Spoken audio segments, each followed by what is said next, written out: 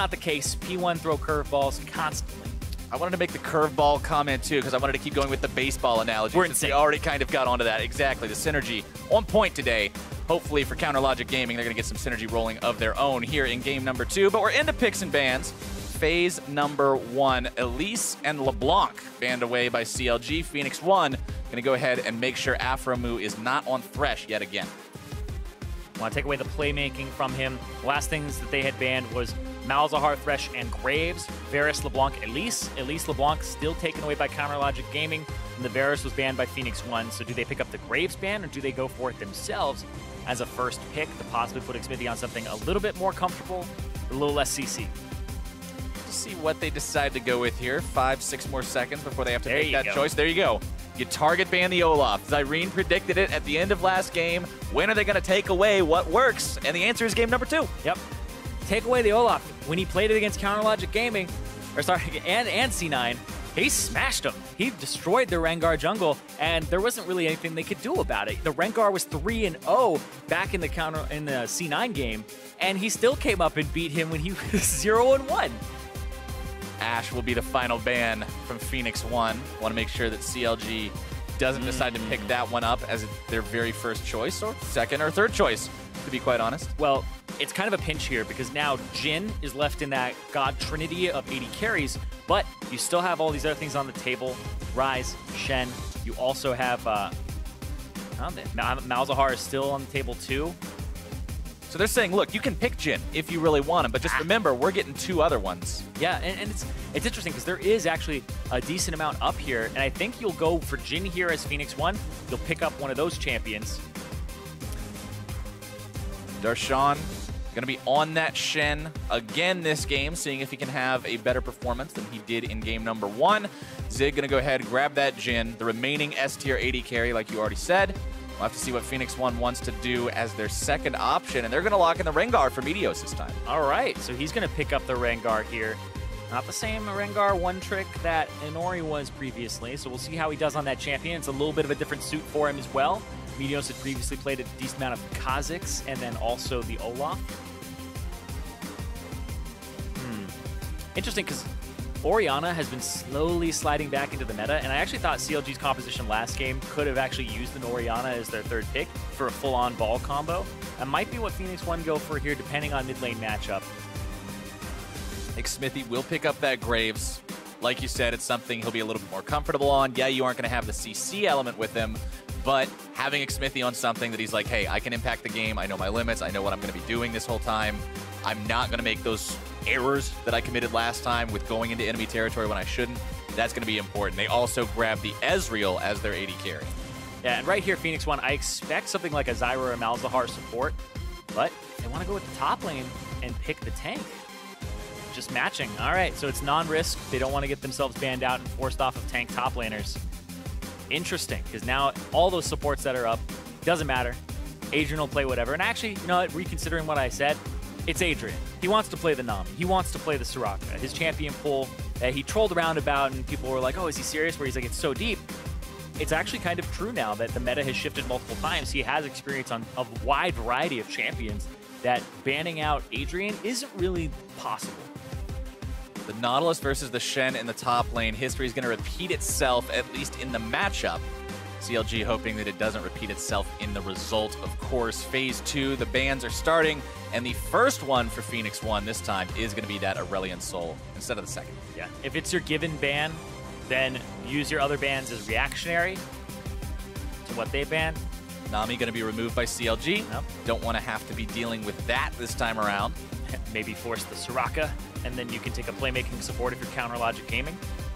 We have talked about how Afromu is good on those playmaking supports. He's the kind of guy who can lead the team, call the shots, and set things up for success. Maybe that's what they want to do. Maybe that's going to be one of those big switches if they flip this game to change the strategy from game number 1. Yeah, it's so interesting, too, because Phoenix1 banned the Malzahar out, which is what you would expect to be paired with the Graves for the point-and-click CC.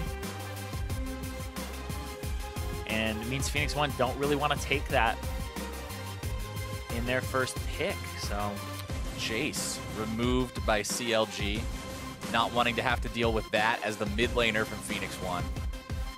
Now P1's got the choice. What are you going to pick up? You've still got to get your mid lane. You've still got to get your support. Yeah, and there's still so much up.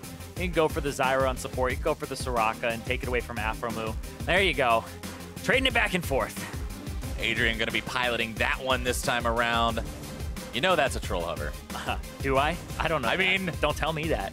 I kind of feel bad because Stixxay used to always do the Warwick hover, but now that Warwick's a champion that might actually realistically be played in LCS, it doesn't have the same impact. It's a bummer, man. Possibly Thresh, maybe? You can hear the crowd cheering. They want to see that Blitzcrank get locked in, and honestly, I mean, I wouldn't mind seeing it either, but not today. Orianna locked in.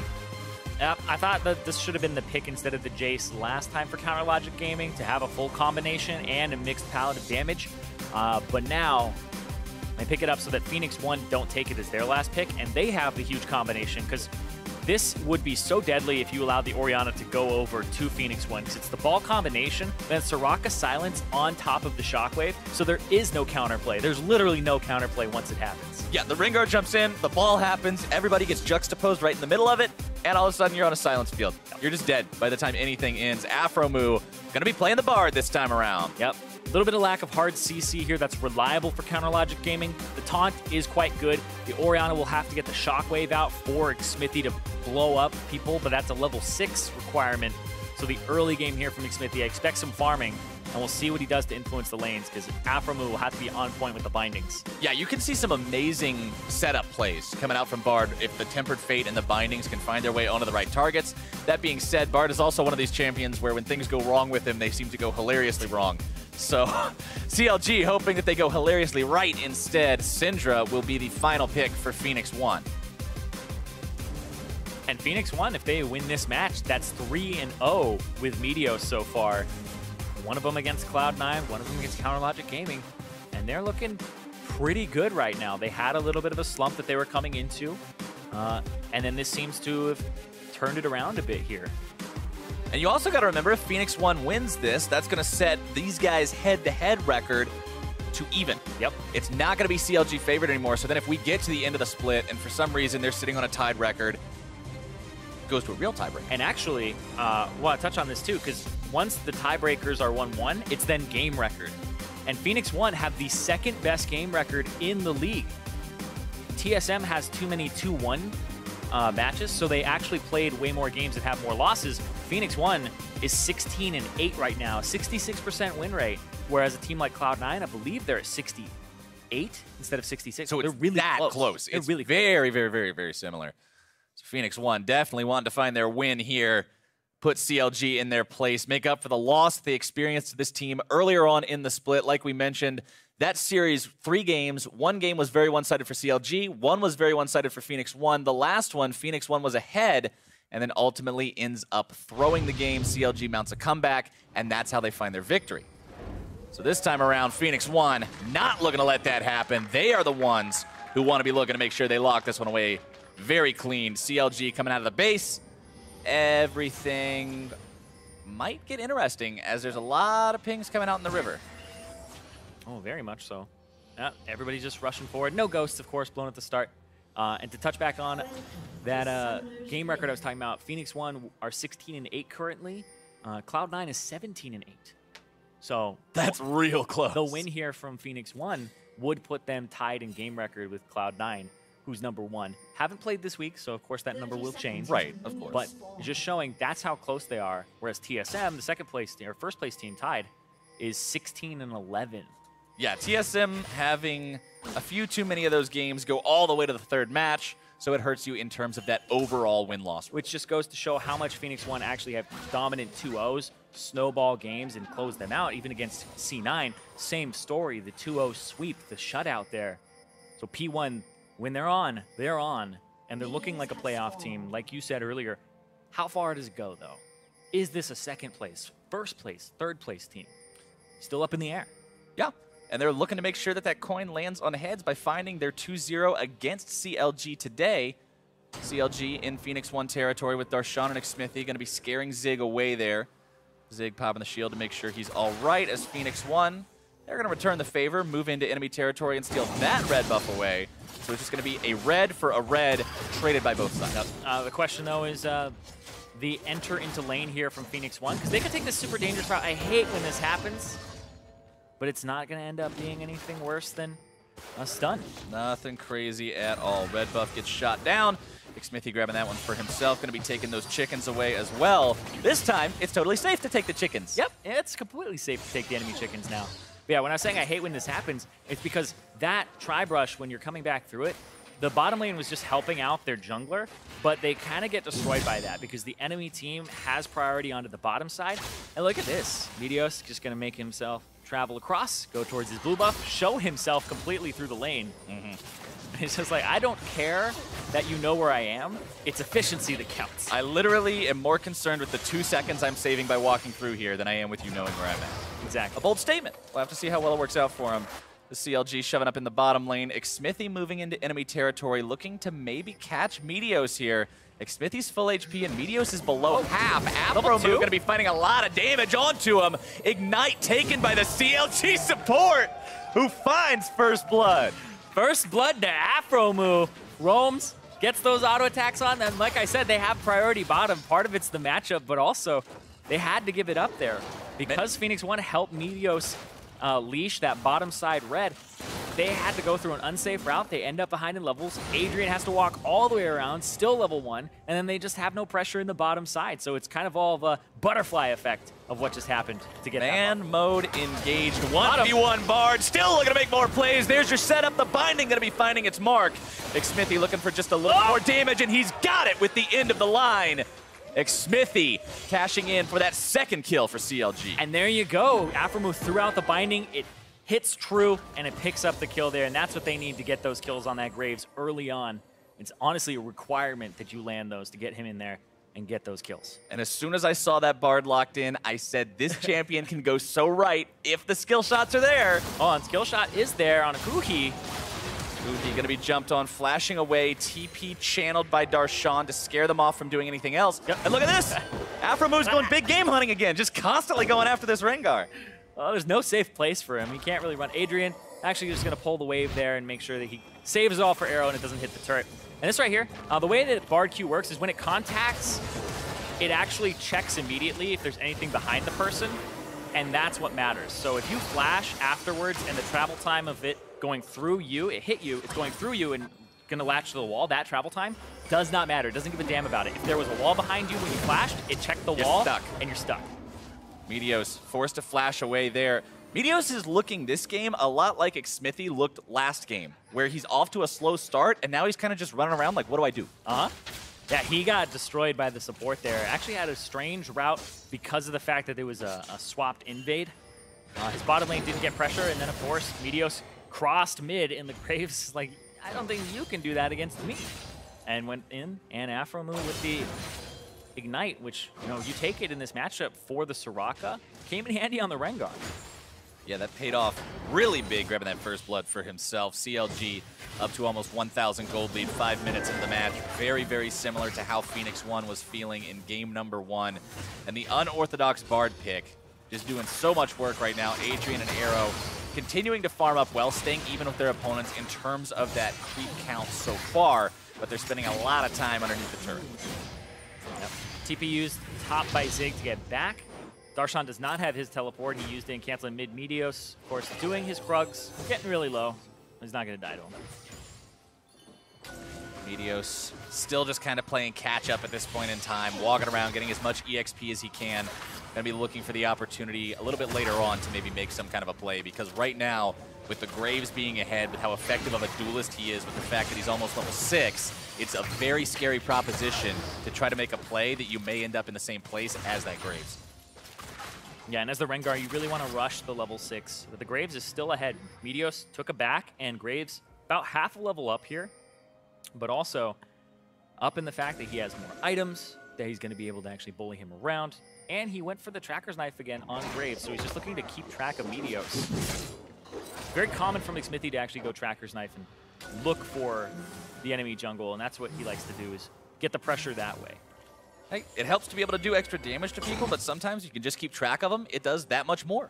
Because then you get to dictate what happens. If your bottom lane knows that Meteos is on that side, they can start playing back in about 3 seconds when he shows, well, about the time that he would gank. and you go top, or you go for the counter gank. It's kind of useful in that sense. Sure, you have less in terms of combat, like you said, but if you play the macro, then you can play it out well. Knowledge is power, man. Huhi hanging out in mid lane, staying blow for blow on these creeps with Ryu. Both of these two are going to have so much playmaking potential as they hit this level 6 marks, as they unlock those ultimate abilities. We've seen shockwaves turn entire games. For the people who watched SKT, KT, the magic shockwave by SKT when they were down almost 10,000 gold. Oh, this right here, it's actually going to be a collapse from CLG. They're unknowingly actually getting themselves into a good spot.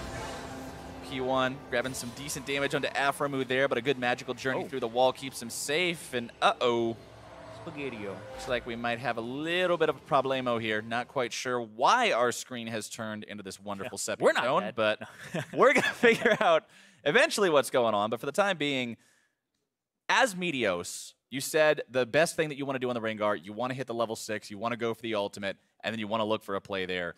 What is the call for Phoenix1 as a team right now to make things happen here, to get themselves into a good spot? Well, they're trying clever things like we just saw where they're hiding out in the bush. That actually looked like Counterlogic Gaming was having Xmithy on that side, and then they had Aframu roaming up. So it was almost an unintentional pincer onto that bush, but Aframu took so much damage that he had to get out of there. And it looks like it's something for Meteos on his computer. Don't know exactly what happened, but we'll see. Hopefully it's a short-term problem. You always hope that it's a 2-minute kind of a pause instead of a 20-minute kind of a pause. Apparently his screen was alt-tabbing. Ooh. Which is honestly one of the worst things that could happen now. Yeah, that sounds really awful. You're just trying to play the game and it minimizes itself. Yeah, only time that happens with me is when I'm oh hey, that's us. Hey, no, it's like what's up, me? Well, the only time that happens with me is when I'm doing 2 screens, right? And it's like borderless. And sometimes the mouse goes onto the other screen. And you click out of it. And you're like, oh, well, what happened? And it just didn't register it there. But of course, they don't have 2 monitors on stage. But it's a very frustrating problem that I'm sure a lot of people can relate to. You're just like, that kill would have been mine. That would have been, I would have been able to do this. I would have been able to do that if my game was working Don't think properly. you would have gotten the kill, but I do think that, it's one of the frustrating points. Still something that you don't want to see happening to yourself. Hopefully they get that fixed as soon as they can. Looking at the items completed so far on these various players. Swiftness boots completed before anything else for the Jhin this time around, even before going for any of those lethality items. No Dirk or anything just yet, making sure he has that mobility to get himself out of situations. Yeah, I actually talked to some Jhin mains, and they were saying, rushing boots is so good. That's why the boots for potion start is quite good as well. Because the Swifties, I mean, you can actually start dictating lane because you just naturally have more trading power on your 4th shot, and you can walk up, run away without any retaliation. And if you keep doing that in a lane that already has high trading potential with the Soraka, who covers all of your mistakes, then you're good to go. Just like right now. Huhi? We're back into the game. Huhi barely keeping himself in the game, staying alive through that burst from Ryu. Aframu looking to come in, make some kind of a play, but will not do so. Ryu getting himself back in time, but Huhi takes so much damage from that Syndra. Really going to have to be respecting that burst. Yeah, got out of the pause, and apparently it's reported as user error. Meteos was hitting the keyboard too much and tapped himself. So, we all have them, man. We all have them. We've all been there. But so there was no actual issue. As we go back to the trading top lane, and yeah, Shen, he's going to win this once he has the Tiamat. And you can see Darshan goes for the Tiamat super early on because he didn't die in the matchup. And he gets to use the bead. Yeah. Doesn't have to sell it. He doesn't have to sell that one. He gets to put that one right into the blades. Don't know exactly how it ends up there in the Tiamat. Yeah, I never really bothered to understand some of the recipes in this game. Like, some of them make sense. A lost chapter building into Morello. You have a page that turns into a book. That's right there. It's logical. Yeah. But then we also have a bunch of bow and arrows being made out of swords. You never build a bow and arrow out of swords? What about I learned how to do that one? My favorite is take amplifying tomes, you put them together, and you get a gun. You get a gun. I wish I... Yeah. Knowledge is power. Knowledge is power, yeah. Stay in school. Kids would want to read more if you could make these dope magical pistols out of their books. Yeah, that'd be pretty dope. But still, item builds don't have to make sense. They don't. Video game. That's the magical part of video games. Speaking of magical, a nice magic buff for both AP and AD going to be coming through for CLG. The same first Drake as last game, the first Drake this game, that Infernal, that buff that everybody wants so very much. Yep, want it as soon as you can get it. Very early Drake take there, about 9-minute mark for Counterlogic Gaming. With a big damage threat jungler like the Graves, along with having the big damage from your Orion and your Ezreal, they're going to get a lot of use out of that. Oh, yeah, and it's pretty much across the board. If they don't really have too much that the Shen will make of it, but he does have the Tiamat, which will turn into a Titanic Hydra eventually, one day. But you want to get tanky before you start actually investing in that item. P1 still down about 700 or 800 gold. They've staunched the bleeding well from their early deficit against CLG. Top laners just trading blows back and forth here in that northern part of the map. Yeah. We talked about these two kind of at the start of the game when we were in Champion Select, and they are in an interesting spot. Hold on. This looks like they're actually roaming mid. They're going to try to open up with the Jhin ultimate, I assume, and try to make a pick here. Meteos does have the ultimate. They're looking for Huhi, and we'll see. Barriers exist to be broken. Can Ryu break any of those barriers right now? Xmithie might be in a spot to come around behind, make something work here. Everybody else from P1 kind of dispersing. Yep, they're just heading home. Yeah, and that's good to do, is just keep roaming back and forth like that. CLG do actually do the right thing, take a back timer for Stixxay and also Afromu so that they can get back to their lanes, reset, have more items, and now you're going to see Arrow and Adrian, they're going to have to take it back. And it won't be a very favorable one for them. A large wave here will be caught by Stixxay. And they can stop Adrian, force him back, waste a few seconds. And so yeah, I definitely think CLG get a little bit better there for the roam that had been made by P1. Yep, just a little bit of a rotational edge for him. True Shot Barrage fired off to stop that back again. And just by a few more of those valuable seconds, make it that much more of a pain for P1 to do what they need. And he does it again. Adrian just didn't walk all the way back and go for this. So what's going to happen now, Counterlogic Gaming can push this all the way to the turret. They can bring Grave to the bottom side of the map. And this is going to be Arrow by himself underneath the turret for, I would say, about 15 seconds, maybe a little bit more. And a Jhin by himself is one of the last champions in the game that you want to leave undefended. Very difficult for him to get out of situations that are difficult by nature, considering he's largely immobile. Yeah. And so Graves still clearing out the Krugs. Xmithie doesn't go for the invade instead, or the dive. Right now, though, they're looking for Huhi in mid. Flash away as soon as he hits that roar. And Ghost. And Ghost. Both summoner spells blown for that one.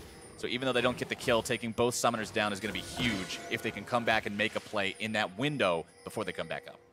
Yeah, and that's the scary part, though. And I'm noticing this more and more from P1, is Arrow loves to roam towards mid to pop his ulti. Stixxay, though, has the Shen. Oh, can't get the Blast Cone. Adrian locked up. Taunt comes through, trying to get himself away, but it's not going to do anything. Xmithie grabbing kill number 3 for his team. Yep, couldn't get to the Blast Cone on the bottom side of it, so Adrian gets taunted up after the Stand United. That was an aggressive Stand United. That's the one that I like to see, where you make a play and you force it.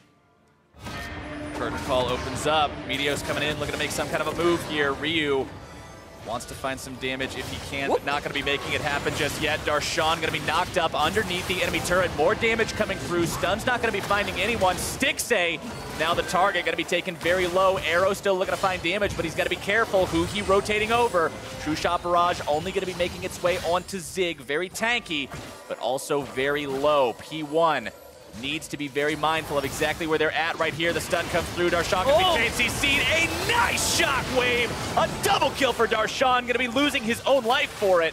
But it's a 2 for 2. 2 for 1, excuse me. CLG coming out on top. Huhi, big play there with the shockwave. That's exactly what they needed, because it was a few seconds, about 2 or 3 before Adrian was there. He pops the wish as a counter to the shockwave. It's still not enough, but if he had been there to kind of, first aid, apply the bandages, get people healed up, that shockwave would not have had the same impact there. You can see on the minimap, he's just so close. He's almost there. He's almost on the screen. There's the shockwave. Didn't have the time to actually just get to everybody and has to blow the ultimate there.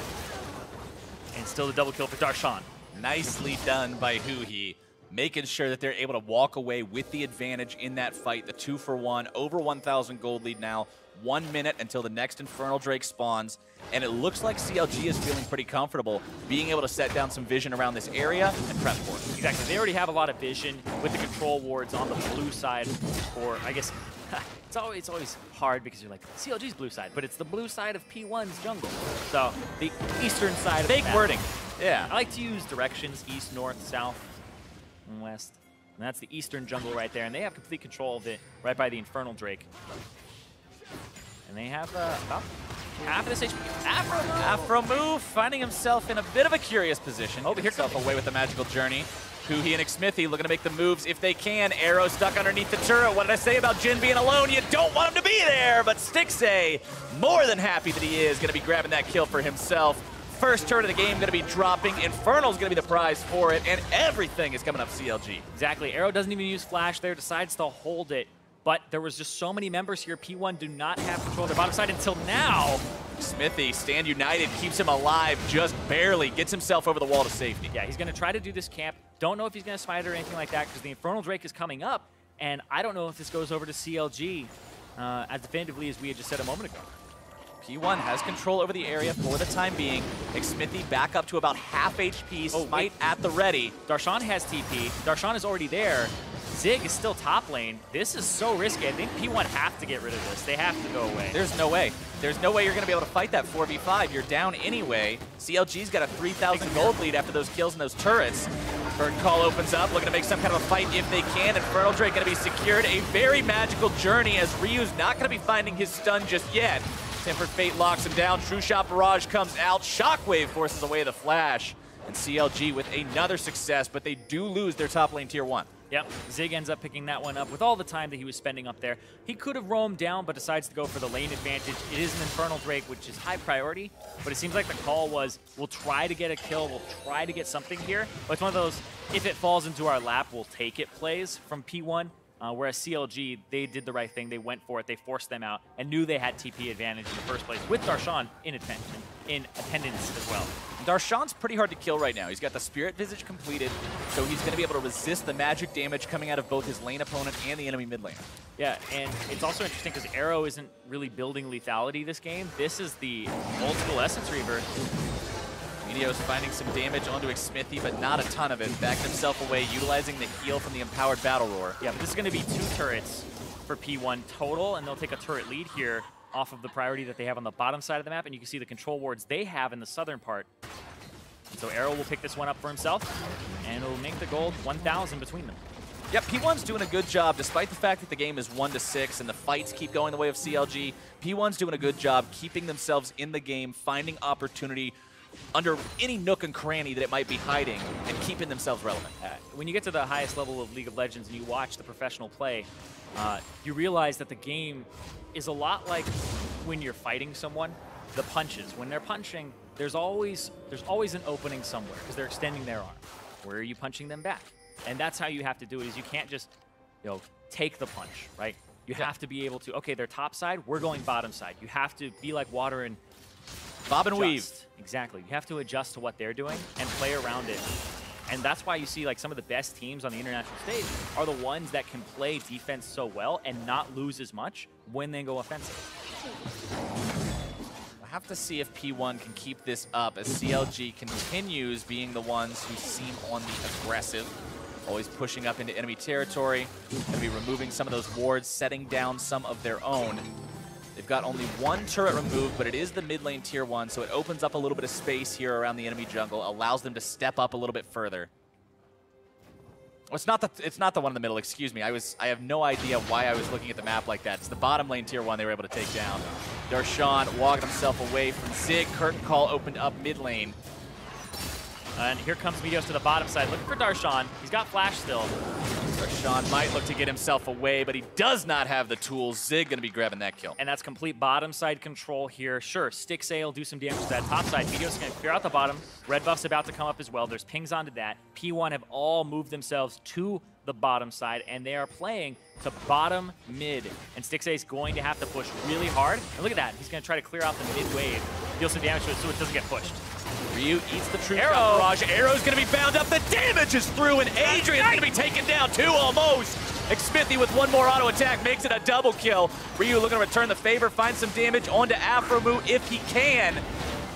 Xmithy running himself out. Stand United going to be used, keeping him alive. Darshan into the fight. Zig is there, but very low on mana. Got to be careful about that one. Ryu still looking for targets, but Darshan is tanky. 1 for 2. So they lose pressure on the bottom side on P1, and Counter Logic Gaming are able to push them away. Still have to be a little bit careful there. Meteos Darshan wants this. Finds the taunt onto Meteos. The binding's not going to be making any sort of a stun, but doesn't even need to. The damage continues. Meteos trying to cleanse those slows. It's not enough, and Darshan grabs that one. That's one of those times you go, did he have flash the whole time? Because he used it like right after everything. He didn't use it to dodge the taunt, didn't use it to get over a wall and escape. Used it to put himself a little bit further ahead. And we'll see, because it looks like it is a cooldown. Looks like he had it the whole time.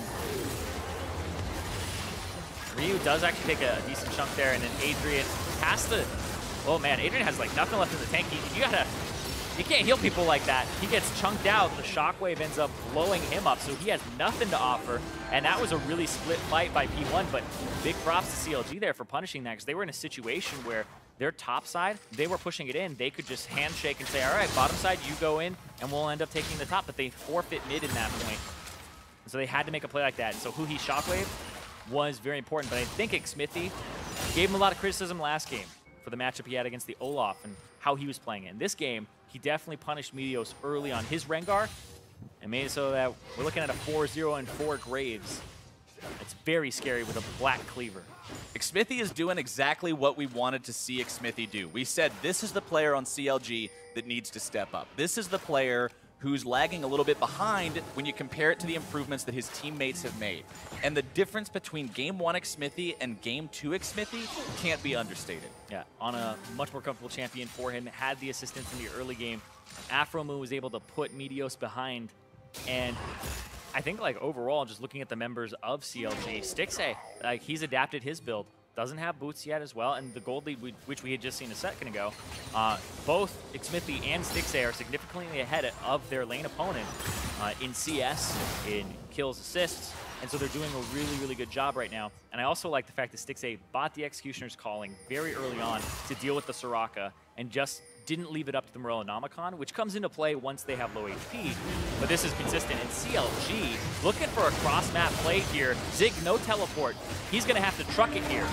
Zig can't work his way into the fight. Curtain Call going to be used, but it gets canceled out by the Tempered Fate. Baron going to be taken down to about half HP. Phoenix1 wants to stop this, but they got to be careful. The health bars are low. Ryu's going to be bursted. Adrian too. Darshan looking to find even more onto Arrow. Walking himself out, trying to stay alive. Darshan going to be eating some damage. CLG's focus is split. They're able to find Baron Nashor, and now they turn back onto Phoenix1. Zig is the target, trying to find a way out of this one, but there's no way out today. Stixay grabbing the kill, and CLG has found an awesome bout of momentum. Darshan running through. He's got home guard. He's looking for Arrow. Can't quite find the taunt onto his mark, but he still does a lot of damage when he actually hits some Arrow, trying to get himself away. Afromu coming up with the wall, using the blast plant. Magical Journey set up into a spot, so Darshan's able to lock these guys down. There comes your taunt for the kill. I don't think I've ever seen that one before, but Meteos now one hit from death. Adrian nearby to keep him alive, going to be channeling those heals, but CLG is looking good in game number 2. Yeah, they make all the right moves there. They get the Baron, they force it when they know the Zig doesn't have teleport, and then the fight starts up. And look at that, they caught Ryu again! Ryu just deleted off the face of the world, inhibitor down in mid lane, and the CLG push continues. Yeah, they're going to push here. They have Baron. They're going to say, you did it in 24:51? CLG, they're going to try to do better. We're going to beat you even faster. Darshan locked up underneath that Nexus turret, getting himself out of the aggro for now. He got him. Xmithy with a nice shot. Nexus turret number 1 is history. Zig's going to be joining it now. Meteos jumps in, but all for nothing. Darshan very, very close to grabbing the kill on that one. Stixay is the one who goes on the rampage. Xmithy finally gets a death before the game ends. 23-20, CLG. Looks like they may be forced to retreat here. He's trying to bob and weave these bullets in between these guys, but CLG gets themselves out in a way that they don't sacrifice any lives to that. I don't think they're going to get the record time, but they are going to be close. Nope, they're not going to get the record for the series. But this right here, they walk onto the ball. They didn't really have vision. They had to face check it, I guess. And they're just so desperate. I like the Bard play to actually interrupt the curtain call there, because that's the big deterrent that Arrow would have, and now he has to play at a much less effective range and be right up in the face of all these guys. Darshan as well punishes there and picks up a kill for himself after getting Ryu into taunt too. And then Zig walks forward, but the Baron's gone. And this is just insane. That crack that you heard right there, that's the Black Cleaver. The way that Black Cleaver works on Graves is it's actually a stack per bullet that hits the person. So he gets 6 stacks onto Zig after 2 shots. It shreds the armor. Very, very powerful. And remember, that's not just for him. That helps the damage from his allies as well. The physical damage coming from the Shin, the physical damage coming from the Ezreal. They both get that much softer of a target to collide with. Yeah, absolutely. It's just really big.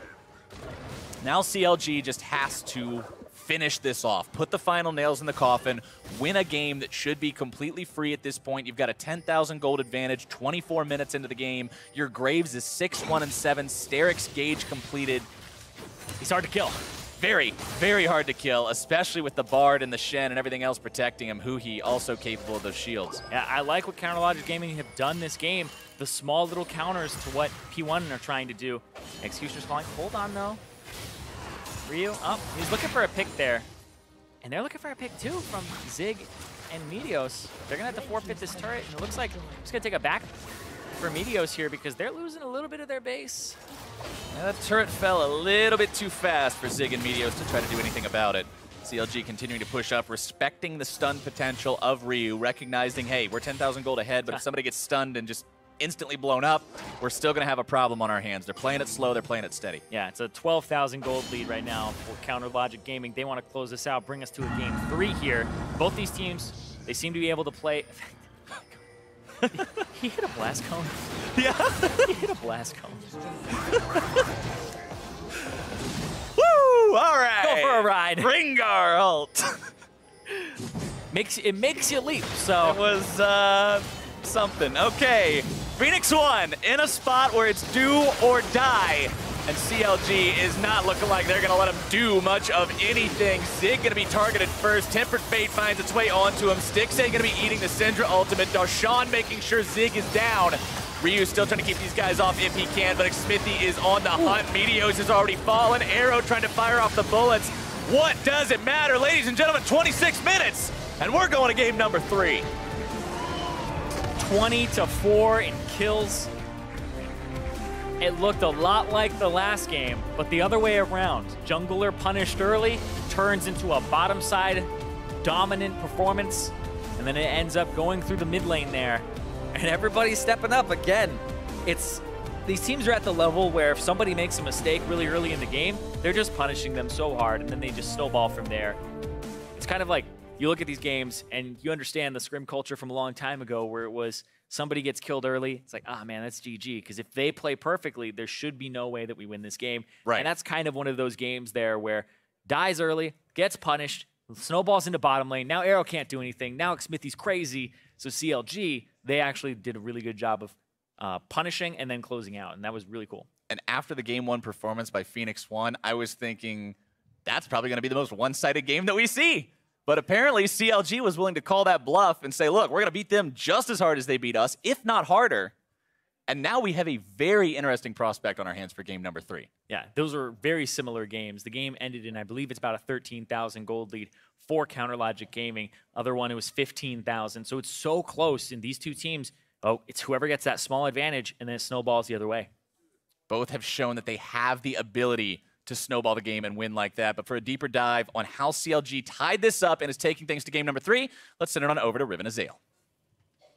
Thank you very much, gentlemen. And what, a 24-minute game, a 26-minute game, yeah. They're just getting turned on their heads. And now we head to a game 3, but much cleaner from CLG. And Smithy looked much more comfortable. Awesome to see that he can just shake off that first game performance. Yeah, I mean, the thing is, he almost always looks good on Graves, on the champions that he's good at. And we talked about it so much in the first game. Like, Smithy is a different player when he is comfortable, right? And when he is playing a champion that he is strong on, he always looked good on Kindred. He's always looked good on Graves, kind of the AD-type junglers, marksman junglers. And it really did show this game.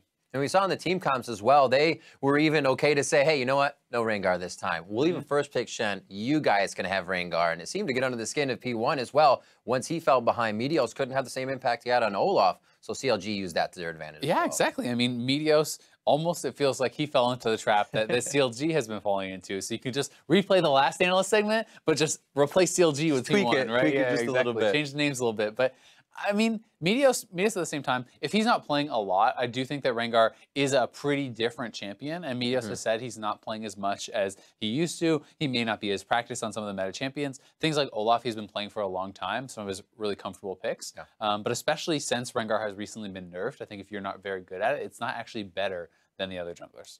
And we'll show our first replay coming in here, a CLG fight in the mid lane, 3-for-1. These got a little scrappy, but it did show P1 kind of overstaying and thinking they can get the better of these situations. Yeah, and I mean, at this point, they were already quite a bit behind. And the nice thing about that Bard ult from Aphromoo is that it's actually zoning 2 people off of Arrow, so they can push forward and actually get onto Arrow and be able to take him down very, very quickly. And, you know, I think a lot of credit has to go to Darshan this game, too, because Darshan is someone who had... It felt like he was always there. Basically, he's always there at the right time with the Shen ultimates, making the right roams down and stuff, and he did work very well with the team. Absolutely. Him and Afro having some sweet plays towards the end of the game. Another replay at 21 minutes in where CLG took the Baron fight, and we were a little hesitant on this one because this is when you say, just use your power to fight, not bait yourself into a loss. I mean, this is 21 minutes into the game. This is some of the greediest stuff I've ever seen. It works out for them. It's like, sweet, you're going for a 21-minute Baron, you're going to peel and fight. Instead, CLG's like, nah, let's just get the Baron and get the kills at the same time. And it was some really nice play. A lot of it's because of how well he did in this fight. The initial shockwave chunking people out, Aphromoo Bard ulting, the Jhin ultimate stopping that, and then Huhi and Smithy landing that combo, smashing them with the AoE after Darshan came with the wall of taunt. So this was very well played from CLG, and although it was super greedy, it was actually really well executed, so they could get away with it. And CLG just looks so much better when they're playing the champions that they are comfortable on. I mean, Aphromoo on the Playmaker, he's playing Bard. First blood juggle. Exactly. I mean, it's like, not a lot of people are playing a champion like Bard, but who cares? It's good for him, so it's a good pick. And then we got the next kill of that game going over to Graves, or for Smithy on Graves in the bot lane, which he continued to play good on. Player of the game going to him for that honor as we're really picking it up and kind of righting the ship for the first game performance and really helping out the team. Yeah, I mean, great kill on the bot side. He's able to get ahead, and it just looked like a reversal of last game. Smithy was really able to take over. He was very effective. He was proactive. It felt like he had a plan for what he was doing the whole way through, and Meteos felt a little bit lost. It really is just a reversal, of Game 1. Graves showing that it's a big pick for Smithy. Yeah. P1 banned it out in Game 1. That's what likely going to ban it out in Game 3, and CLG is going to have to show us something different. How do you look at what happens to the mid lane now? Do you go after what Ryu does with anything? He's been double Syndra, which is somewhat carrying the fights, but then he's got a big champion pool anyway. Yeah, see, that's the thing to me is Huhi and Ryu are both guys who can play so many different things. It's not worth throwing bans at them unless it's a specific bad matchup. Sure, if I want to play Ryze and I don't want to play any Cassio, then great, ban out Cassio. Something like that makes sense to me, but when you're just trying to target ban a specific player, those guys play too many champions. And I believe looking at that player of the game, Smithy's first one coming in on that Graves to do so well for the team. So looking for him to do more coming to this next game. There's still the Kazakhs and what up there for the junglers, but we do see him reflecting back onto that. So maybe it's something P1 can look at. Looking at the top lane, Darshan has been getting this first pick Shen quite a bit. He did not falter back. He did go back to some carries we saw in the last few weeks, but then back to the tanks because it seems that split push works for CLG so well. It really does. And I think that Darshan, for a tank, Shen makes a lot more sense than even like the Maokai, even though he has been just playing well, period, in my opinion. I think Shen is really nice because he likes to take his advantages and give it to the rest of his team to get them ahead. Shen does that very well. So he was bullying out lane. He ends up a little bit down in farm, but he's the one showing up to the fight, getting the rest of his team ahead, making plays with the taunt flashes. So Shen works well for the team, and I also think it's the highest priority top laner on this patch with nerfs to, with nerfs to Maokai and some of the other champions getting knocked down a bit. I think Shen works very well. We've been seeing the Shen Nautilus. That's what Zig is. It's 2 matches of that now. We'll see if we get a third rematch of that top lane battle. So with CLG able to up the series, we will see if Phoenix1 can bounce back in Game 3. Don't go anywhere. The match concludes after the break.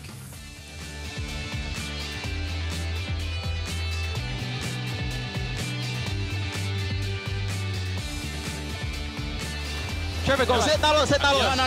Stun. I'm watching, I have ulti still. I got their backline. Okay. Oh, I got not. Didn't ult to me. I have shield. Kill. Watch Syndra, watch Syndra has Syndra. nothing. You guys can end. If he doesn't do anything. Bring your flash, Ulti J. Got him. Nice. Watch in. Jin. End. Don't let me die, guys. Yeah, end. Alright, we got it. Good shit. Nice.